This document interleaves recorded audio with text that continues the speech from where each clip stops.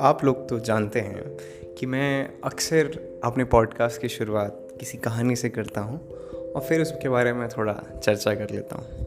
लेकिन आज की बात ऐसी है कि आज कोई कहानी नहीं है, आज बात एक पर्सनल एक्सपीरियंस की है। आप में से बहुत लोग ये सोच रहे होंगे कि यार इतने दिन से वैभव ने कोई पॉडकास्ट नहीं डाला, क्या बात है, कोई पॉडकास्ट आ नहीं रहा, बहुत टाइम हो गया। तो मेरी लाइफ का एक बहुत ही बुरा फेज़ चल रहा था जिसमें I was feeling very low. तो मुझे ऐसा लग नहीं रहा था कि जब मेरी खुद की मेंटल कंडीशन ठीक नहीं है तब तक मैं आपको कैसे बता सकता हूँ कि क्या करना चाहिए लाइफ में और क्या नहीं करना चाहिए। देखिए, अभी तक मैंने जितने भी पॉडकास्ट एपिसोड अभी तक डाले हैं उन सब में कहीं ना कहीं वो सब चीज़ें हैं जो मैंने अपनी लाइफ से सीखी हैं और ये मेरा बुरा फेज़ ख़त्म हुआ है। और बुरे फेज़ की एक अच्छी बात ये होती है कि उसमें कोई ना कोई एक अच्छी चीज़ आपको सीखने को ज़रूर मिलती है। तो मुझे भी कई सारी चीज़ें सीखने को मिली हैं और वो आने वाले पॉडकास्ट के एपिसोड्स में आपको मिलेंगी। तो हुआ यूँ कि एक दिन मैं बैठा था, मतलब सर पे हाथ रख के, कि क्या होगा, कैसे होगा, कितनी मुश्किल लाइफ है, लाइफ इतनी ईजी क्यों नहीं है, लोगों की लाइफ तो बड़ी ईजी होती है। तो मैं ऐसे बैठा था तो मुझे एक रैंडम नंबर से फ़ोन आता है एंड फ़ोन के उस साइड एक लड़की होती है। और वो, आप ऑब्वियसली किसी लड़की का अचानक से फ़ोन आ जाएगा तो कैसे बिहेव करोगे, लेकिन यार पता नहीं क्या हो गया। एंड वो मुझसे ऐसे बात कर रही थी जिससे वो मुझे जानती है and she was keep on asking questions. और मैं लगा कि यार ठीक है, होगा। तो मैं ऐसे प्रिटेंड करने लगा कि हाँ मैं मतलब शायद आपको जानता हूँ बट आपका नंबर डिलीट हो गया। We use to do that, सामने वाला नाराज़ ना हो जाए। तो एक पॉइंट ऑफ टाइम पे इरिटेट हो गया मैं और मैंने कहा कि अब ऐसा है कि मैं बात नहीं कर पाऊँगा आपसे, फ़ोन रखिए। फिर उन्होंने अपनी आइडेंटिटी बताई कि मैंने आपका नंबर फेसबुक से देखा है, कहीं पड़ा हुआ था एंड मैं बस आपसे बात करना चाह रही थी तो इसलिए मैंने आपको कॉल किया। मैं ठीक है, बात करिए। So she started her story. उन्होंने अपनी साइड ऑफ स्टोरी बताई कि शी इज़ अ डांसर, वो एक आर्टिस्ट हैं और उन्होंने कैसे मतलब मुझे कांटेक्ट किया और उन्होंने कहा कि कोई सुनने वाला आज की दुनिया में है नहीं और मुझे ऐसा लगा कि आप मुझे सुनेंगे तो मैंने आपको कॉल कर दिया। अब मैं बहुत परेशान था तो मैंने सोचा चलो यार, क्या काम करने से अच्छा है काम से ब्रेक लेते हैं, थोड़ी देर बात सुन लेते हैं क्या बात है आखिर। और वैसे भी अगर कोई इंसान मुझे फ़ोन करता है, कभी भी कॉल करता है और कुछ बताने के लिए कॉल करता है तो मैं उसको हमेशा सुनता हूँ, क्योंकि दुनिया में बोलने वाले बहुत हैं, सुनने वाले बहुत कम। तो हमेशा सुनने वालों की थोड़ी थोड़ी इज्जत है मेरे दिल में।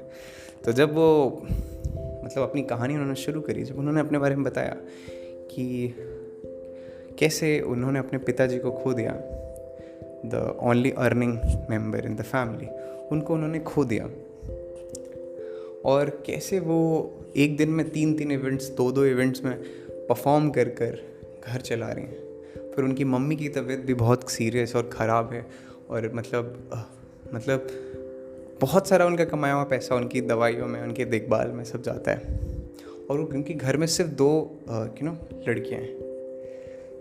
जब मैंने उनकी स्टोरी सुनी और जब जाना उनके बारे में कि कैसे उन्होंने अपने पिताजी के लिए जगह जगह हॉस्पिटल्स गई, बहुत पैसे खर्चा करे, मतलब कोई भी कमी नहीं आने दी, भले ही मतलब 1-1, 1.5 महीना बिना सोए काटे हों, लेकिन पिताजी के स्वास्थ्य के लिए उन्होंने कोई भी कमी नहीं छोड़ी। मतलब हर वो चीज़ करी जिससे कि कोई ये ना कह सके कि पैसे नहीं होने की वजह से उन्होंने पिताजी का इलाज नहीं कराया।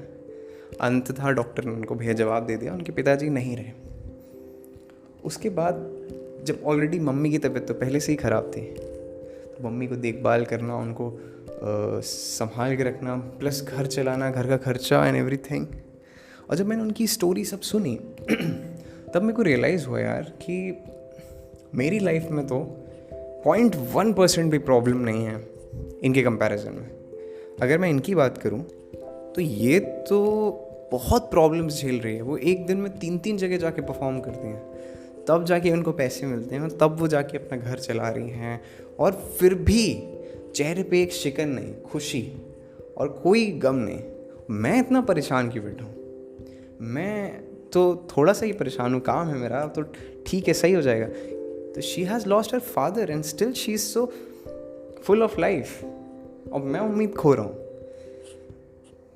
तो वहाँ से मुझे एक इंस्पिरेशन मिली लाइफ में कि लाइफ एक ऐसी चीज़ है ना कि वो चलती रहती है बॉस, वो रुकती किसी के लिए नहीं है। हमको ना अपनी जितनी ताकत है उससे पूरे एफर्ट्स लगाने चाहिए और बहुत मेहनत करनी चाहिए, लेकिन सर पकड़ के नहीं बैठना चाहिए। ऐसा मैं कर रहा था। देखो भाई, किसी और का एग्जाम्पल देने से अच्छा है खुद का एग्जाम्पल दो। मेरे साथ घटना हुई है ये, तो इसीलिए शेयर कर रहा हूँ। कुल मिला के मैंने उनसे बहुत कुछ सीखा। जब उनसे बात हुई तो मेरे अंदर एक नई एनर्जी आ गई कि I have to work hard. मैं तो 5% भी मेहनत नहीं कर रहा हूँ जितनी मेरी प्रॉब्लम्स है। इस बंदी की प्रॉब्लम्स इतनी बड़ी है और फिर she is doing so great. अगर कोई दिन में 3 जगह जाके परफॉर्म कर रहा है, 12 मतलब दिन बिना सोए काट रहा है, तो ऐसे इंसान ही तो अपनी प्रॉब्लम्स को टैकल करता है या सर पे हाथ रख के टैकल करता है। कई बार लाइफ में हमारे सबके साथ ऐसा होता है कि हमारी लाइफ में प्रॉब्लम्स आती हैं, हम सर पकड़ के बैठ जाते हैं, हम परेशान हो जाते हैं, हमें पता नहीं कि क्या चल रहा है क्या नहीं हो रहा है, और वो प्रॉब्लम धीरे धीरे हम पे हावी होने लगती है और वो हमें हमारे शरीर से गुस्से की तरीके या फिर अलग अलग तरह के इमोशंस की तरीके वो बाहर आती है। ऐसा होता है, लोग कहते हैं ना, स्ट्रेस में मैंने ये कर दिया, गुस्से में मैंने ये कर दिया, मैं परेशान था इसलिए मैंने कर दिया, भाई मेरा बहुत बुरा वक्त चल रहा था, ये है वो है।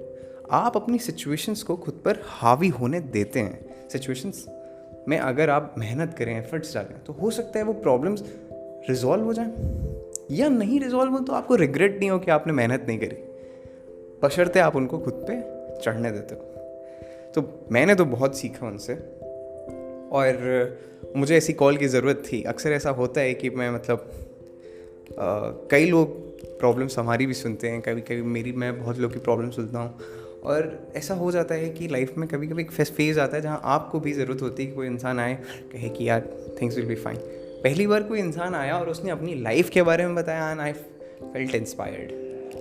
फिर उसके बाद I met so many people जो बहुत स्ट्रगल कर रहे हैं। देन आई रियलाइज़ कि ज़िंदगी में ना भाई हिम्मत नहीं हारनी चाहिए। लोग नहीं हार रहे हैं। जब भी आपको ऐसा लगे ना कि आपको सुसाइड करनी है, आपसे रहा नहीं जा रहा, तो आप कभी भी किसी कैंसर हॉस्पिटल में विज़िट करिएगा और ऐसे इंसान से मिलिए जिसकी ज़िंदगी के 2 या 3 दिन बाकी हैं। उसको पता है 2 या 3 दिन में वो नहीं बचेगा। जब आप उससे मिलोगे, बात करोगे ना, जो ख्याल है ये आत्महत्या वाला दिल से चला जाएगा। खैर, मैं आज का ये पॉडकास्ट एक स्पेशल एपिसोड की तरह अपलोड कर रहा हूँ। आने वाले पॉडकास्ट वैसे पुराने फॉर्मेट में होंगे कि कहानी होगी और फिर वही मैं समझाऊंगा आपको। बाकी आपके सजेशंस मिलेंगे तो पॉडकास्ट इम्प्रूव होगा। बस ये दिल की एक बात थी जो शेयर करनी थी और कर रहा हूँ, बट और इसको इसी टोन में शेयर कर रहा हूँ कि एक बस आप सुने तो ऐसा लगे कि मैं आपसे बात कर रहा हूँ कि यार देखो, ज़िंदगी बहुत छोटी है, बहुत टेम्प्रेरी है। तुम्हें नहीं पता कि तुम कब बचोगे, कब नहीं बचोगे, क्या हो जाएगा, कब किस पल क्या होगा। लाइफ में जब रात में जब सो ना, तो किसी रिग्रेट के साथ मत सो। अगर जिम में हो ना, अगर लगे कि 2 रैप और पढ़ सकते हैं तो मार लो। अगर लग सकता है 1 किलोमीटर साइकिल और चला सकते हो तो चला लो। अगर किसी से कुछ कहना है तो कह लो। रात में सोते समय ये अफसोस मत करो कि काश कह दिया होता, काश मतलब बता दिया होता। ठीक है, तो चलता हूँ मैं, और मेरे नेबर्स यानी मेरी प्यारी प्यारी 2 गिलहरियाँ जो मैंने पाल रखी हैं वो आ गई हैं, उनको खाना देना है और वो चिल्ला के खाना मांग रही हैं। तो thank you for listening to Vaibhav Rathore show. Please subscribe. आने वाले एपिसोड फिर से धमाकेदार होंगे। मैंने बहुत कुछ सीखा है इस फेज़ में अपनी लाइफ की, और आपको बहुत सारी चीज़ें बताने वाला हूँ कि कैसे आप भी उनको टैकल कर सकते हो। क्योंकि क्या है ना, प्रॉब्लम सबकी लाइफ में कहीं ना कहीं एक जैसी होती है, हम बस उसको टैकल अलग अलग तरीके से करते हैं। चलिए, थैंक यू सो मच, और प्लीज़ सब्सक्राइब करिए मेरे पॉडकास्ट को, शेयर करिए। शेयर करने से क्या होता है कि क्या उस इंसान तक वो बात पहुंच जाती है जो क्या बोलते हैं कि उसको सुननी है। कुछ शब्द इसमें मेरे ऐसे हो सकते हैं जो किसी को सुनने हो, तो प्लीज़ उस तक पहुंचाइए, शेयर करिए। और आप से मैं हूं, और मैं आपसे माफ़ी मांगना चाहता हूं कि मैं ये आपको एपिसोड्स दे नहीं पाया, बट सच ये है कि मैं एपिसोड्स तभी निकालता हूँ या कुछ भी बात तभी बोलता हूँ जब मैं खुद उस चीज़ को कर चुका होता हूँ या फील कर रहा होता हूँ। तो thank you so much for listening to the podcast, और आई लव यू ऑल।